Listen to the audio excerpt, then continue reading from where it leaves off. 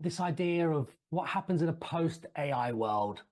So this intersection of psychology, anthropology, humanity, sociology, that with I think the ologies, the future is about the ologies. It's not just about AI and technology. That's one half of the narrative, but it's dominating every conversation.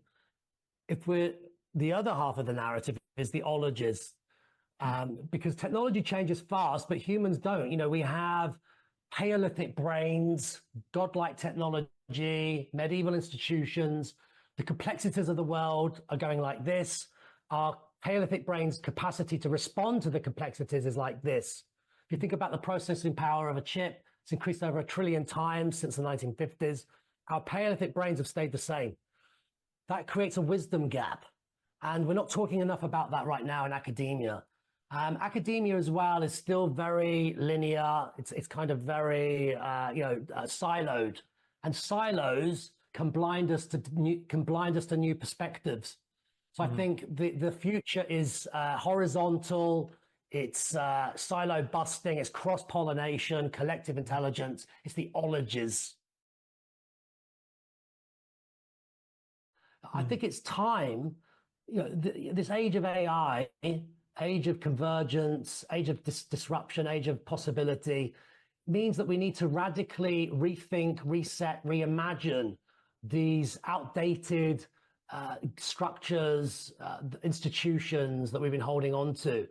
For me, we need to, rather than get stuck in these silos at such an early age and become very transactional and siloed at such an early age, I'd love to see societies and communities where we're tapping onto this collective spirit, collective generosity, reciprocity, and growing because of that for the benefit of society, the planet, relationships, institutions. The future and the reality right now is that the future is not just about technology or trends. That's important. But even more important than that, it's about mindset shifts and choices and voices. And so this future readiness muscle we need to sharpen in meaningful, intentional ways. For example, the curiosity to learn, relearn, and unlearn. The clarity to focus, because our attention spans now are one of the rarest and purest forms of leadership capital. The conviction to make decision velocity under pressure, despite volatility, despite uncertainty. These would be some muscles to sharpen individually and collectively within the organization. Inner curiosity, so know yourself, know your blind spots, know your strengths.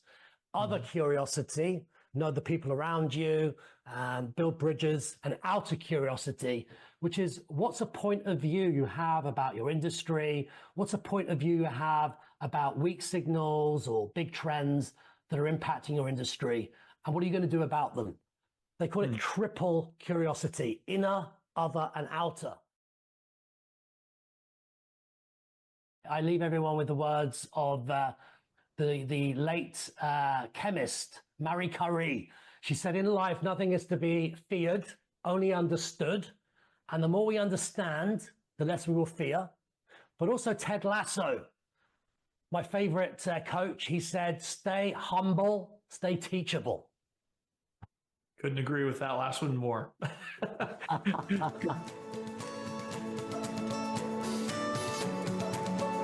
If you enjoy this podcast, please make sure to subscribe.